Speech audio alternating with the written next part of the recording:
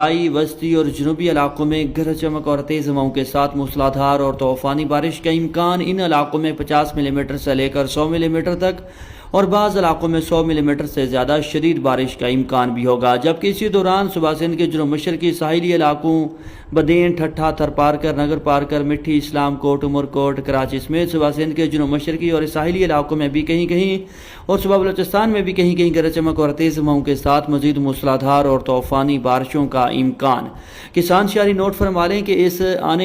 نئے آنے والے مانسون سسٹم کے بعد 27، 28، 29، 30 اگست سے، جی ہاں ناظرین، 27، 28، 29 اگست سے خلیج بنگال سے آنے والا طاقتور لو پریشر سسٹم پاکستان کے بیشتر علاقوں میں داخل ہونا شروع ہو جائے گا، جس کے زیر اثر 27، 28 اگست سے لے کر 2-3 ستمبر کے دوران ایک مرتبہ پھر سے کشمیر کے بلتستان، خیبر پختونخوا سمیت صوبہ پنجاب کے تقریباً تمام اضلاع میں، جبکہ اس کے ساتھ ساتھ کراچی سمیت صوبہ سندھ کے بیشتر علاقوں میں اور صوبہ بلوچستان کے مختلف علاقوں میں بھی گرج چمک اور تیز ہواؤں کے ساتھ مزید موسلادھار اور طوفانی سیلابی بارشوں کا امکان۔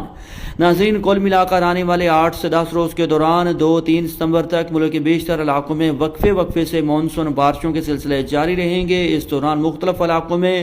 شمالی علاقوں میں بارش کی کل مقدار 200-300 ملی میٹر سے لے کر بعض علاقوں میں 400-500 ملی میٹر تک پہنچنے کا امکان، جبکہ کراچی سمیت صوبہ سندھ کے جنوب